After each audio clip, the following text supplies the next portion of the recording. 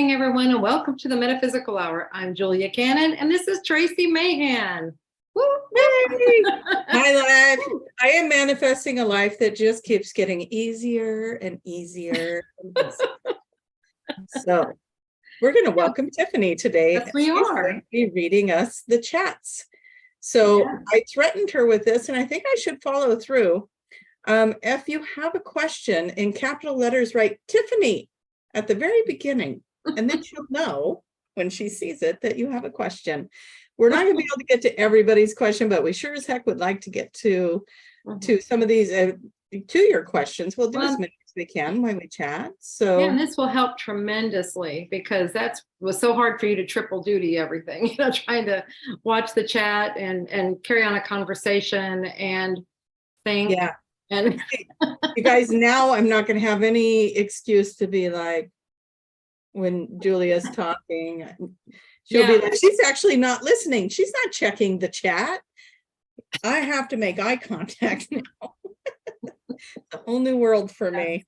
But old habits will die hard. I do still have the chat going on so that I'll see when we need to open that window for Tiffany to come in and share with us the question. So now you guys have heard us talk about Tiffany before when we're in the show, and we're like, oh, Tiffany's in the audience, and Tiffany is Julia's daughter. So we just mine, not Tracie. Nice, arrogant.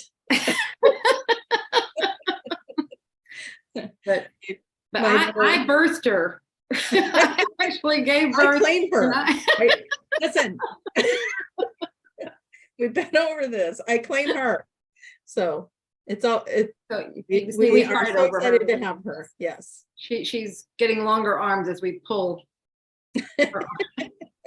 She's mine. No, she's mine. Pretty strong too. The resistance in that one. Yeah. I absolutely am in love with you guys that are putting Tiffany. Yes, that is it. That's what we want to see. You guys are amazing. I know that in the very beginning you were all putting where you were from, and we like to read that. We do still want to do that. We do. So I'm going to see what I can do to catch up to that, because I know we were going through some tech issues, just trying to get this all set up again. So I'll go back. We got Brazil, we got California, we have. I do have to get used to the fact that there is a little bar that flashes up in front and covers things up, so I'm gonna have to figure that out. We've got Los Angeles, Missouri, where did I bounce to? Montreal, Massachusetts, Bali. Let's all go visit. Let's go. Yeah. Bali.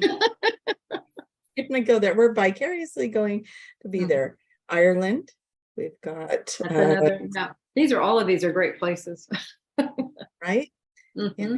I have not been to Brazil yet. I want to go to Brazil too. Yeah. And Ireland is one on my bucket list too, because every time I see pictures of Ireland or movies with Ireland in it, for some reason I'm just like, I know this place. So it does something, huh? I want to see the castles, Scotland, Ireland, all the fun places. Okay, San Diego. Moving through. Hello from Oregon. What a neat place to be. How do you like North Africa, cool. Nebraska. We've got lots North Africa, as in where? Let's get it defined, because there's some really cool places in North Africa. There's some really cool places, all over Africa. Yep. Been to several of them. I won't be able to say it correctly. Tanzania. Tanzania. Tanzania. I think that's how you say it. Yeah, you asked that, and I thought it was probably on there, and then I couldn't find the post again. Found it. Okay. Let's see. I have not been there. Not to the sea. You've been to the sea. Oh, to Tanzania. I have not been to Tanzania. Okay. We got Virginia, and I have been there. I haven't been there. New Zealand. Haven't been there. I have been there. I love New Zealand. Philippines, Wisconsin, Michigan, Okay, we're gonna have to, everybody's gonna keep doing that, and it'll take the rest of the show. So, all right, Yeah. if you want to ask a question, write Mhm. Tiffany in capital letters. If you're just joining us, Tiffany is now our moderator. She's gonna be looking at the questions in the chat room. It looks like she's already pinned quite a few of them. So should we just start with some questions? We can. I mean, unless you guys tell us I guess with your questions, you'll be giving us an idea of what you want to talk about. So I guess that does help do it. Yeah. Aim to please. We do. We aim to play. Okay, I'm going to quit looking over here now because that's the old habit. Yeah, exactly. Okay, so we're going to ask Tiffany to unmute and read a question for us. This is all new for all of us, you guys. So It is. Okay. First question. Do people generally find that visions or other experiences during a spiritual awakening are validated or delusions after a QHHT session? Oh, interesting. Visions. So visions after a QHHT session, that's when the visions are occurring. Are they validated or are they just delusional? Okay. I think that's why I'm understanding that question. Okay. I know what happened in my experience. You got real quiet. I'm like, yeah. Well, I had to sort it out. I know what happened in my experience, and that's the thing. A QHHT session opens that stuff up so that you will start seeing more of your abilities. That's you might start channeling, you might start having visions, you might start, because that's what you're doing. You're connecting to that higher part of you that has all that information. And so by doing that, you are opening yourself to your abilities. What I found in the beginning, I questioned everything. I didn't know if it was real, anything. But I started finding that if I would ask and usually I would get a vision to a question, and then I would interpret. It's like up to me to interpret the answer. And that's how it happened in my session also. I would get visuals. I call them visuals, not visions, but visuals. And then it was kind of like sometimes it's symbology, it's different things, but it's like I would get the interpretation or I would feel the interpretation, something like that. It's like it's feeling its way through. And then as that's progressed, as I've, gotten more information, I would get confirmation, and that would be your validation. Are they valid? You tend to get confirmation of them. That's what happened to me. I would get, like, anytime I got a message or things like that, I would get 3 confirmations within a 24-hour period to help me know that, yes, this was valid, this was real. And then that started developing my trust in the information that I was getting. Because in the beginning, no, we question everything. That's the human part of us. If we question and we do not trust it. So we ask questions exactly like you're asking. And then we start getting that validation in whatever manner it wants to come to us. So it's something that means something to us. And then we start building that trust. And then it gets even more, that opens you up more so that you can receive more. But as it keeps going, you understand it more. Now the visual comes and the interpretation is right there with it. So that it's more like a knowing, something happened, I just know, and that's where we talk about knowing. That's where that phases into that. That's how it happened for me. Yeah, I did see a question pop in there. What is QHHT? So let's cover that real quick. Super. Yeah. QHHT is quantum healing hypnosis technique. My mother, Dolores Cannon, created it and developed it over her 50-year career. And she started teaching it because she was guided to, they said, you cannot do sessions. You cannot see all the people in the world that need to have this technique, that need to have this work done with them, that need to have sessions. And so they said, you need to start teaching it. So with their help, she created it into a course and started teaching. And now we have thousands of practitioners all over the world, but they still can't, that's nowhere near what's I just forgot the name. Saturation. There's still no way everybody can see all the people that need sessions. Yeah, there's billions on this planet. So yeah, there's enough for There's enough room for more. Yes. I was going to go back to that question and say, one of the things that I would like to touch on is, one, you're getting validation when you get the healing or the release of the emotion. For me, there was a huge like emotional healing Mhm. for something that, you know, was going on for me when I took my session. Insight, more understanding to who I was. Some parts of it, you know, you're going to go through past life regression, and things are going to resonate. Like, these stories will show up, and it'll start to make sense to you. The people that are in those storylines are coming in. Now, do you think you're making it up? Sometimes, but my rule in my office is, great, make it up as big as you can, because the imagination is pulling that from somewhere, and it brings it the way that you're going to be able to receive it. So have I had things show up in a metaphor with people before? Yeah, I've had that happen. And this has been a long time ago, but I had somebody that had this memory of a circus on a floating island in space.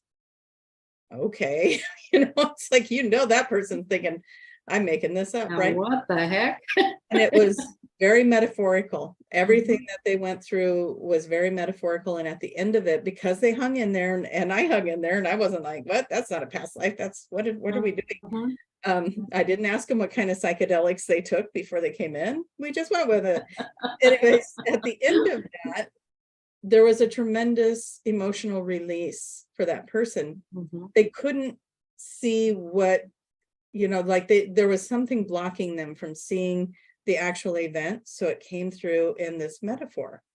And the glass, they went into the room with all the mirrors, right? The mirrors and all of the things, and just the interpretation of all of that afterwards, when we asked what was all of that about. So profound. And so it doesn't have to be real. It Yeah. really doesn't. So you can question whether it's real or not, but it doesn't need to be real to bring in the healing, to bring in the insight, to bring in the understanding. They can work with metaphors, they can work with past lives, they can work with other lifetimes off planet. It doesn't matter. What matters is, what was the message you received from that session, and did that help you? So, yeah. So I have had a little something to say on that, I guess. But I was like, Yeah. yeah, you're gonna think. I just had a gal the other day. She goes, I just feel like I'm making this all up. I said, great, keep doing that.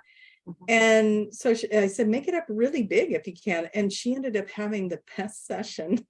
So like, Because she let go. She because she wasn't let trying go, to monitor. she giggled a little bit and remembered I told her to do that. And so then she just kind of let go and just started rattling off what was coming in, and amazing stuff. She was actually bringing in new codes to the planet right now, new codes for the human design, to acclimate to energies that are shifting on the planet. Cool. She's like, I feel like I'm making this up. I'm like, please keep making this up and tell me what else. what else you got. Let's keep going.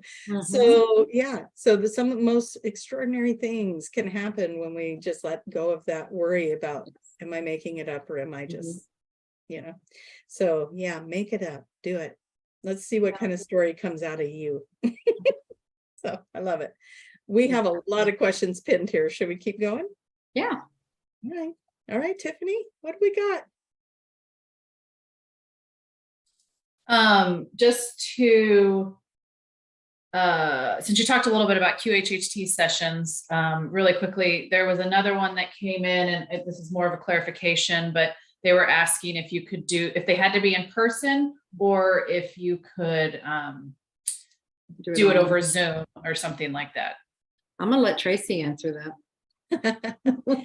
These are in-person sessions only, and there's such good reason for that. Oh my gosh, you guys. For those of you who are practitioners, I did the voice coaching last week. Was it last week I did that? Everything all week. But we had off and on throughout the voice coaching internet problems. That, like, there was one gal, she would be like, hey, and I'm like, I can't hear you. And I'm supposed to be listening to her voice. We had to connect over the phone so I could actually hear her. And things just kept cutting out. And then, you know, and then there was the one gal that couldn't figure out how to put her camera on, and all the tech issues. And so those were just miniature examples of why we don't do things online, because we are working with your subconscious mind. We are working with your most precious things. Here's another reason we don't want to do these online with you. We can't control that environment. So you could have somebody coming in that room with you, and that could cause you to withdraw what you were talking about. It could cause you to hold back on what you're saying if you think someone else is going to hear you. If you come to our office, we have that controlled environment. We have that space for you that's safe for you to come in and share with us. And you don't have to worry, is the phone going to ring? Is a neighbor going to knock? Is the UPS guy going to come? Is the dog going to bark? You don't have to worry about that. We got you. So Exactly. yeah, so many reasons not to do it online. So many. So if anyone's telling you they can do it online and you want an actual QHHT session, yeah, go somewhere else. Yeah, because that is not QHHT. No, we will not promote that. And yeah, so, and if anyone is practicing online and you're listening to this right now, please don't. You're working with somebody in very delicate situations. So make sure you're doing it the right way and honor that. Yeah, this is precious work. Yeah. So treat it that way. And there's a reason why your mom said no to that, you know. Exactly. So yeah, that's anyways, very precious to, you know, I'm one of those that in the beginning I was like, why can't we do this online? I don't get it. And you know, the more that I do these sessions and you know, the more that I've had things go quirky online, it's like, yeah, there's no way. If you got disconnected from somebody or and that's the other thing, if you do it online, you would need somebody there in case it did get disconnected that you could contact to go and reconnect it, because your person's under. So many reasons. We could fill pages. Yeah. All right, I think we covered that pretty good. I think so. That drum has been beat. Tiffany, what else? Well, let's switch it up a little bit. I believe karma is usually a big question that's brought up a lot, or you guys speak about it a lot. So this question is, I have a question about the wheel of karma, karmic cycles. I need it explained. Oh, wow. Not a small subject. Oh, that's great. I need it explained. Karma. Yeah. I mean, what would be a condensed version? We live many lives. We have interactions with other souls. Some of those interactions don't get resolved. You come back, you replay these scenarios. Maybe sometimes you're the bad guy and yeah, there always has to be a balance. Yeah. The universe is balanced. And so if things happen and it shifts one direction, then things have to happen to shift another direction. So that's why you might hear about things like, well, I came back to pay this back or whatever. It's things are getting shifted back just to maintain that balance. The universe has to stay in balance. So, but, and that's where, like you're saying, we've been doing these things, you know, through lives and lives and lives and lives. And we have these experiences and we're learning lessons. We're doing all these things. But sometimes that's what in the olden days, in the previous timelines of olden, I mean, this life right now is so different from whatever we've experienced in other lives. They have been, you know, you might have one lesson in the life. Yeah. That's what that whole life was about. Where this life, I don't know about, you know, how many of you feel like you've had more than, you know, like many lives within this one life? And that's what we're doing. It's like, it's all sped up and we're working on so much more. We're all trying to kind of get this done. And so we're just throwing everything in. And so we're going through all like a rodeo. You get 8 seconds on the bucking bronco, you know. Yeah. Mm-hmm. And then next, I do have a really fascinating to me karmic flip that I could try to share quickly. Mm-hmm. I may have already shared this one in another show that we did, but it fascinates me because the person went into a lifetime where they were like a pharaoh or, you know, somebody of stature, and they had this little harem, right? And they were able to just select whoever they wanted out of their community. Right. Yes. And so they would go and select the little virgin girls, right? And these women, they had loves in their life and whatever. It didn't matter if that person selected them, they had to go join and be in that.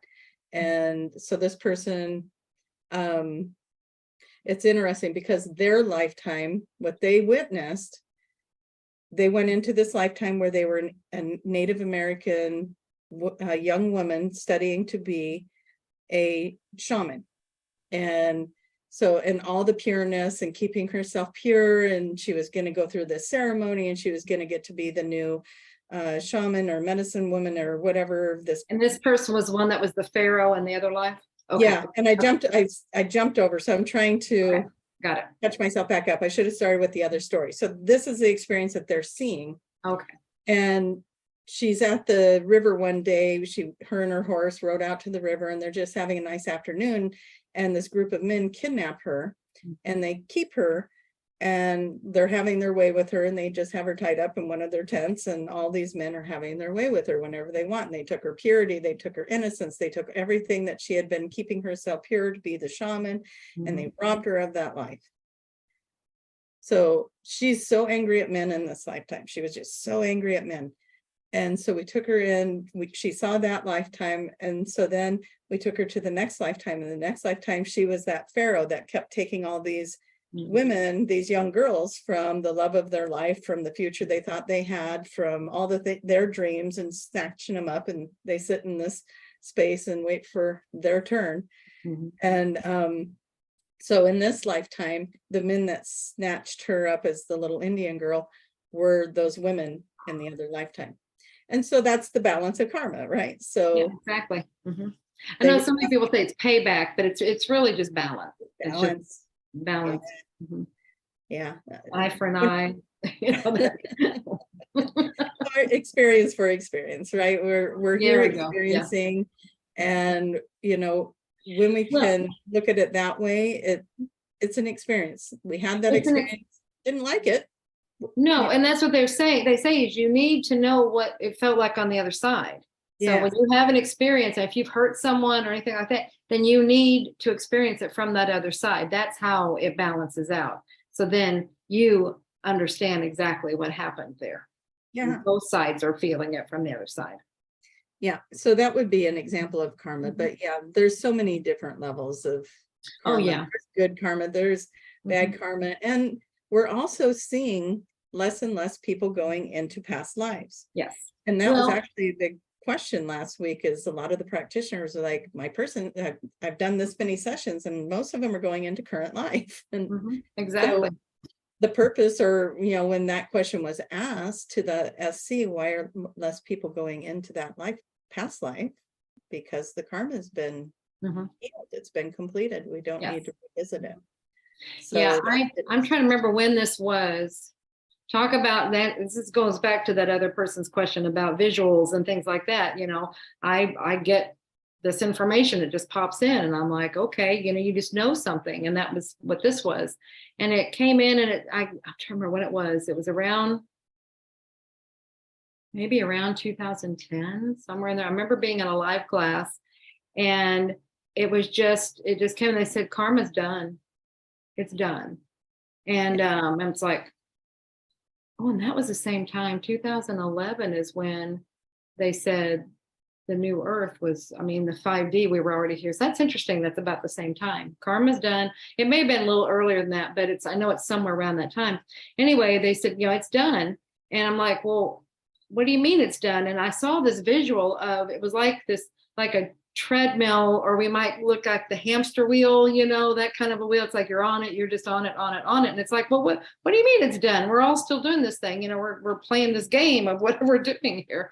And they're like, that's just you doing something because you think you have to keep doing it. You're just used to doing it. It's like a habit. And they said at any point you can just step off. And that's what they showed me. And I was like, and then that time it felt more like a treadmill. And they said, just step to the side and you'll be off. And so I saw myself stepping off, and it was like, that's it. That's all there is. They're like, that's it. It's done. And I'm like, but what about this? And they said, anything that appears like karma now is just habit. Yeah. The other thing that habit definitely plays into that stuff, because I know I've caught myself in that too, going, I don't need to keep doing this. I don't need to. Exactly. Yeah. And reverting to an old way, or what, what you've done before in the past, and catching yourself in it is big.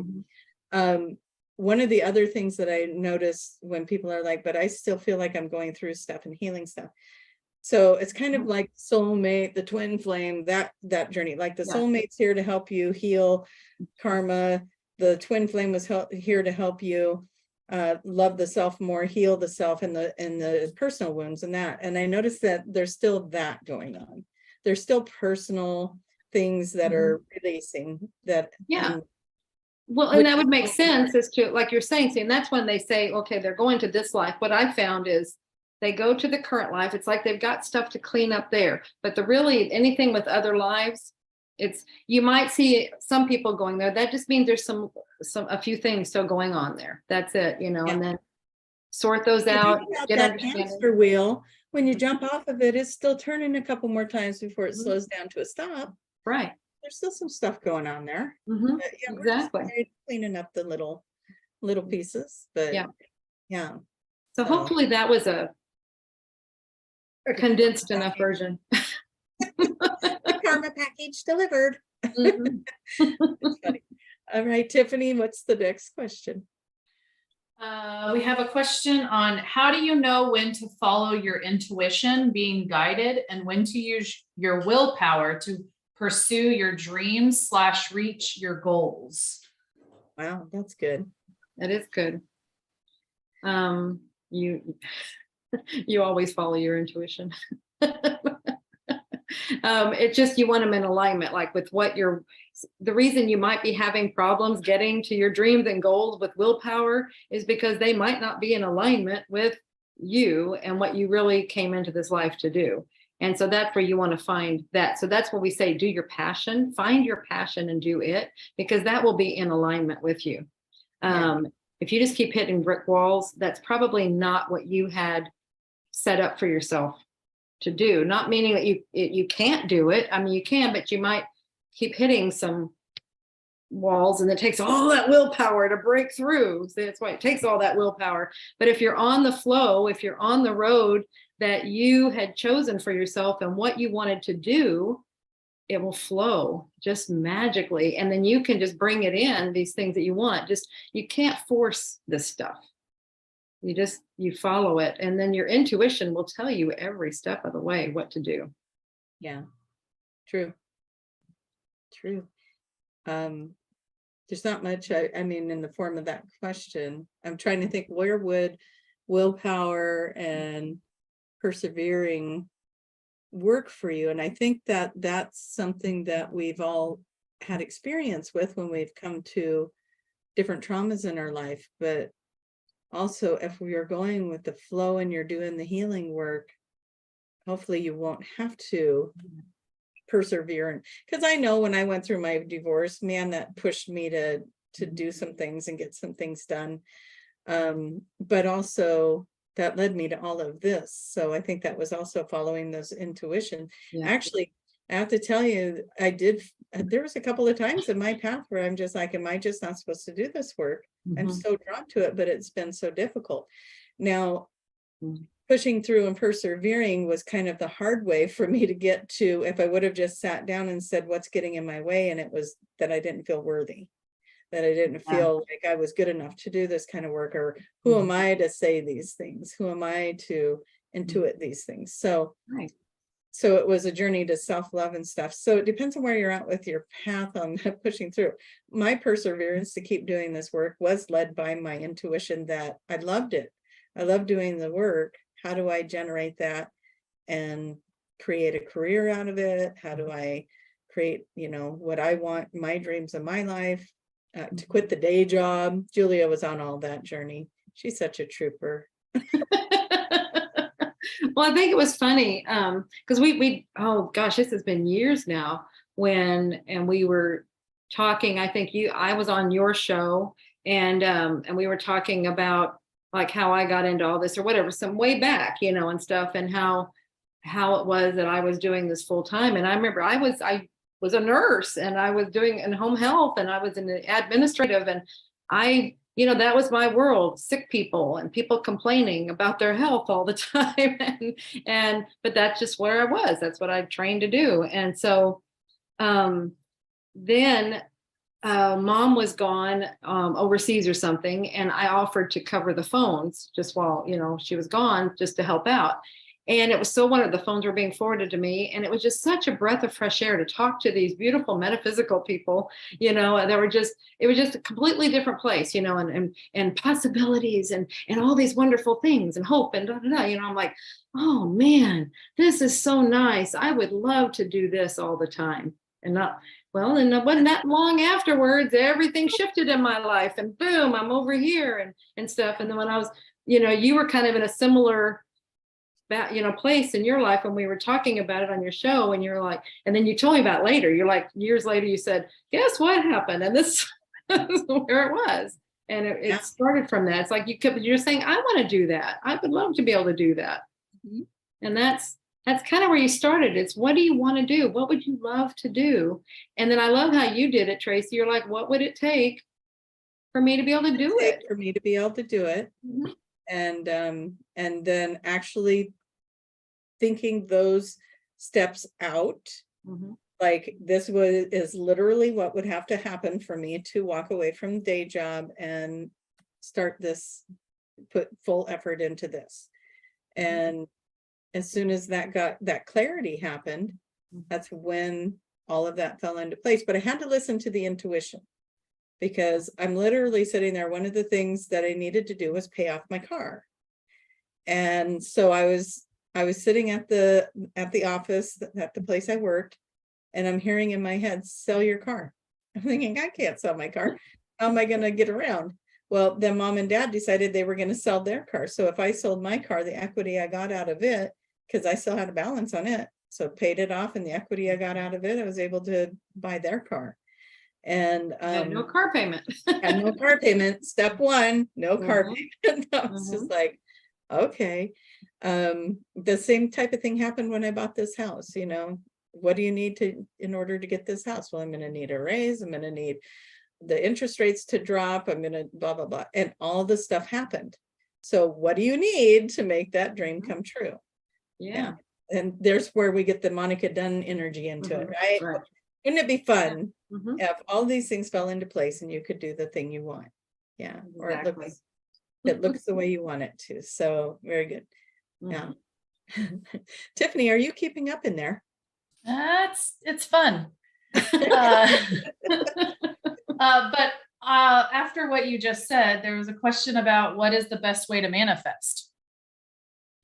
Get certain. I love the manifesting thing, but right there, you were telling a lot of it right there. Well, go ahead and summarize, because I know that you've been working a lot on this. Yeah. To simplify it, the best way to manifest is like, okay, what is it that you would like, whatever it is? And then you imagine yourself already having it. So what would it feel like? And this is a big part of it, is the feeling. It's, if you already had whatever it is that you're wanting, what would that feel like? And fully feel it. You can put yourself in that picture and embracing it and experiencing it, whatever, to help you get that feeling. But get the feeling of what it would be like to whatever, to have it, to be it, whatever. And then that feeling is what you keep. And you bring that back with you, and you walk through it and you hold on to that feeling.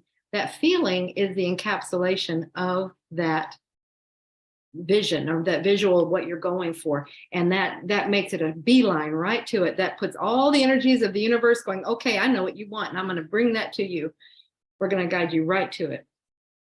I have done this many times now. That's the fastest. And to me, it just boom, right there. You're there. Yeah. And it's fun. Get out of our way. It happens. And it's fun in the process, because it feels so good when you're like, oh, I would love to, whatever, and it feels good. And then that's the feeling you hold on to. You don't get into, oh, I don't know, it can't happen, or anything like that. You just hold on to that feeling of what it feels like to be there. And then you come back to your everyday life and you just live your life. But you remember, whenever you think about it, you think of that feeling. You feel the feeling. I want to tell you a funny manifestation with that. Okay. Visualizing I'm in it, Mhm. good. Like, one of the things that I want to create is a home with bigger property for the dogs to Mhm. have more room and all the things, right? Yeah. So I'm visualizing the other day what it would be like to be in this home. You know, I found one online that I thought, yeah, this fits a lot of what would it be like to be in that home? Mhm. And then I'm like, this way too much house. That's literally in and going, this is just way too much house. I feel very alone in this house because it's so big. Everybody goes "Frick," and disappears. Nope, don't want this anymore. And Mm. now it gives me the opportunity. Yeah. I got to experience it without actually buying something and then realizing that's too much. And so now I can restructure. What does that look like? What's a better Yeah. fit for me with that? And anyways, I just wanted to share that because yeah, I was using that technique. I was visualizing it. But I also had an experience before back in 2012. I really wanted to bring my kids to Maui. And so I kept visualizing, okay, we want to go. The money shows up. So I reserved a condo that's right on the beach. And so what I did is I took that condo and made it my screensaver on the computer. So every day when I logged on, I was seeing that beach. And I just imagined what would it sound like sitting on that lanai, putting my feet in that sand, the beach water coming up, right? So, and here's the thing, that was already a done deal. We already rented the place. I already knew that's where we were going to be, but every day I just kind of would daydream about that. We get there and I go walking out on the beach and I had the weirdest surreal feeling, like the exact spot that I was standing on was the exact spot I imagined myself. And I'm like, oh, whoa, I've already been here. My Mhm. energy had been there several times. Absolutely. And so then here I am actually physically standing in that same spot that I would look at myself standing in when I looked at that picture. It was really a weird feeling, you guys, Mhm. like I felt the energy of all those thoughts coming back to me. So do it, play with it. Yeah, play with it. I got 2 houses this way. Yeah. Mhm. And both of them, they took a long time for the financing to come through and all that went, but it was like, but I just kept imagining I'm in the house, I'm walking through it. I know I own this. I'm very comfortable there. And it finally, but it was like all that time in there. It was what I found on the second one when it was doing that, it was because of my doubts. I was questioning, could I afford it? Can I really do this? And then they came in going, why do you think we would drop it in your lap if we wouldn't also give you the way to afford it? Yeah. And that's when I was like, okay, got it. Yes, make Makes sure you're sense. manifesting all the resources it will take to maintain or to have the Yeah. experience. Now, don't say money, just resources, Mhm. because Yeah, you don't because know it can how that's come. coming. It could come in a Yeah. lot of ways. Well, you don't want to limit it. So Mhm. very nice. All right. We've got like 40 questions in the All right. Oh, you saying we category. need So to go let's through let them the girl go. faster? Yeah. Can we fireball them at you? Oh I'm just- my. I do want to follow up. The person that asked the manifestation question did say thank you very much, and that you guys did an excellent explanation that made them understand it better. Oh, So, cool. We'd love to talk about it. Mhm. Yeah. Yes. Thank you. Thanks for the Love question. this. Yeah. So, Mom, you may like this one. I thought this was fun. I had an experience where static electricity shot out of my hand into another person, and they tightened up and their hair stood up. They said I sent something through their torso, up their spine, and out their head. Did I heal something in them or take energy from them? My hand and forearms were tingly. Mhm. I do love this. Now this is where energy comes. That's one of the main areas that it comes from. It comes from there and it comes from our eyes. Okay. And when we are working on someone energetically, we are working in their energy field, and the energy passes through us it's not our energy. So it's not like it's depleting us. It comes from other realms. It's like it could be the higher self, but it's like it works through us and goes on to the person that needs it. And probably if you're working with somebody, I had something similar like that happen when I was, first doing energy work. And I guess it was just to show me, because hey, We all have these doubts. I did the same thing, and I was just starting to do the energy work and starting to feel comfortable with it, but still not sure. I mean, people were saying, "Oh man, this feels so good," and stuff like that. But it's like, you still wonder. I mean, I don't see anything, so I don't know. Is it really doing anything? And I was doing some I was going to some psychic fairs with some friends, and we had a booth and stuff, and I was doing energy work, the other person's doing readings. And so it was a way to, just start getting more comfortable with it. We're checking into the hotel, and the person behind the desk, she was talking to her coworker, and she just like, "Oh man, I was feeling cocky. I was just feeling fun, that at this point." But she's like, "Oh, this headache." And I just went like this and was just joking. I was like that. And she went, "Oh," and I thought, "You felt that?" She's like, "Yeah, what did you do?" And she goes, "My headache's gone." My gosh. I want you to go back to the part where you say, "I was just feeling cocky." I was just feeling, I was in a mood. I was in a fun place, and I was joking with them. I don't know that they were getting it, but how sometimes you're just in a fun place, Yeah. and that's where I was. And I don't know. I don't know if they said, I don't remember if they said anything about, but it's like here, they know what everybody is checking in for. They know you're a vendor for that fair, that psychic fair, And so I don't know if that was in my mind or if they said something, but I just thought I'd make a show, and I was like, woo, like, and it did something. But we do have, these are chakras. They're chakras in the hand. And so energy comes from there. That's how Jesus healed, but it also comes from the eyes. So it's like, just so you're directing it. I don't doubt a bit that it came through you and it helped them. People take the energy that they need. You're not going to hurt them. You will never hurt them. It's just directed through you. Your hands are showing it where to go. She's not being cocky about this. She's just saying. I just love it. Anyway, yes, I love it.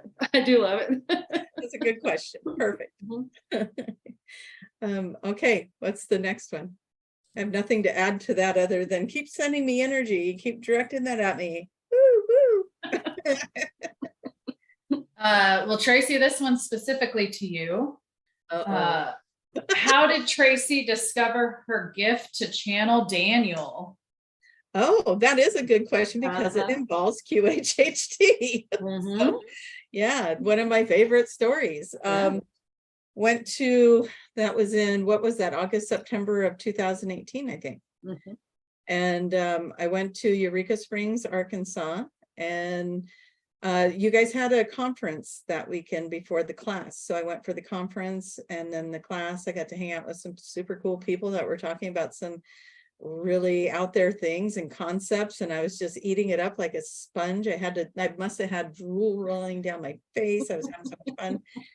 So then I take the course with Julia and Kaya, and I think that was the first time Kaya presented.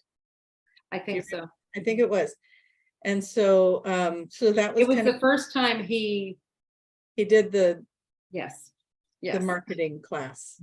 The marketing. Well, but I think it's also the first time he did his channeling. Yes. And it was a lot of fun because I got to sit in the back with Julia, and she's watching the clock, and Kaya totally got lost in this moment. And she's like, he was supposed to end like 30 minutes ago. He was supposed to end. So that was kind of fun. Got down time. She's like, our class is going to go late. And it did. And it was okay. But they brought Kaya up on stage, I think, to demonstrate what could happen if somebody goes into a channel or something of that nature, that it's not always the SC, it could be a channel of some sort coming through. And again, I'm sitting by Julia, and here's Kaya up there. Here comes his Arcturian, and he's boom, and he's boisterous, and and I'm over there just twitch. And I think you were asking me, weren't you saying? I was totally asking you. Julia's just watching Kaya, and I'm like, man, there's a lot of energy. I'm having this full-on experience right next to her, and she's just like watching Kaya, and I'm over here. What's happening? Anyways, so there was a lot of reaction to that, and then that, I believe, was the last night, our last class as well. And so that night we went and had the fire pit by the lake, and he channeled again. And it was like the same thing. Just like, oh my gosh, it's all happening again. My head feels funny, all these things. So when I went home from that experience, I'll keep that short, the shorter version now. When I went home from that experience, of course I did level 2. So I want to practice with somebody, and they were going to do a session on me and I was going to do one on them. So I go to lean back in the chair. At the time, what we were using was a gravity chair for her space, because I didn't have access to the office. So we used her space in a gravity chair, and I was like, I feel really funny. And she's like, what do you mean? I said, I don't know. I feel like my head's like really, like something's going on. Like I feel like something's pulling my head back. So I don't know what that means, but I feel like somebody's here. She's like, okay. So I lean that chair back, and she goes to start doing the induction, and he didn't even let her do that. It was like, here comes Daniel. And he took me to see all these different things. It was really cool, because I had never done this before, right? And so he's showing me the Palladian Council. He took me to the giants. I didn't even know that was like its own reality. He took me to the dimension with the giants, with the dragons, with the fairy realm. Like he was just taking me on this tour, and we just had an extraordinary experience with it. And then I didn't know what I was supposed to do with that. But again, the intuition and the guidance and the things, they all show up. And so that's where those sessions come from, is from the evolution of all of that. But it all came from QHHT and just being a receptor of that energy, which is also interesting, because I tried to get to other classes, other level 2 classes. Yeah, I could never get to wouldn't them. happen. Yeah. So You were trying really hard, and it just would not happen. you're just like, give up. No. Maybe you need to look at something else. This isn't working. But no, and then this class. Now, this is going to go to the earlier statement of when do you use your perseverance and your, again, your intuition's guiding you. I had such a draw and a drive to do my level 2 class, but finances weren't lining up. The kids were much younger back then. There was a lot of things that were kind of illusionally roadblocks, right? And it was one of my friends saying, because I did that whole thing, well, if I'm supposed to be there, it'll happen. If I'm supposed to be there, it'll happen. And she goes, do you want to go? I said, yeah, I really want to go. And she goes, then why are you letting anything stop you? And everything shifted with that sentence. And I was like, oh, I don't know. And then all of a sudden, my parents had airline miles. The flights cost me like $6. I found a rental car service, which everyone else was getting, like the transportation, paying for transportation. I ended up renting a car for less than what they were paying to be driven back and forth. Still don't know how I did that. And all the money that I needed for the hotel, I was able to reserve the hotel. And then I would have to pay for it when I got there. And all the money that I needed for the hotel showed up the day before I left. It just all, and I just was like, I'm going to go. Even, I'm down to all I need is the hotel. Then I guess I'll just try and borrow it if I need to until I can get the money. And nope, it came to me. It all came in, and I was there. And then it was like getting a ticket to the 5th dimension, New Earth, and getting to go have a little precursor of what that's going to be like, because it was amazing. It was a fun time. So yeah, and there your life all completely shifted again. it completely shifted. Yeah, there was just so much that shifted, and the manifesting really started coming in a lot stronger too, because there was more clarity around that. So that's where perseverance could be good, when we have that drive to do something because we know intuitively we're meant to do it. I had to, again, become an energetic match to it. Had to know that this was my thing to do, and I deserve to get to do it. So, absolutely.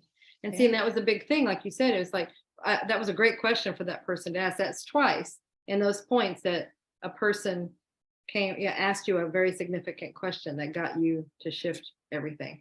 But that was huge. It's like, well, do you want it? You want it. Then what does it take to get you there? Mhm. Yeah. So I got off of the whole, well, if I'm supposed to be there, I will be. And I've learned not to do that anymore. Do I want it? And if I kind of like don't know, then then I'm not going to push it. But yeah, a lot of power in questions, isn't there? Absolutely. Absolutely. You're not gonna believe we have 1 minute. 1 minute, And quick. they're not giving us that countdown. I don't know if because we started late, but I mean, we are really at the end. I can't believe how fast this is going. No, hey, Tiffany, it helps to have you ask the questions. It really does.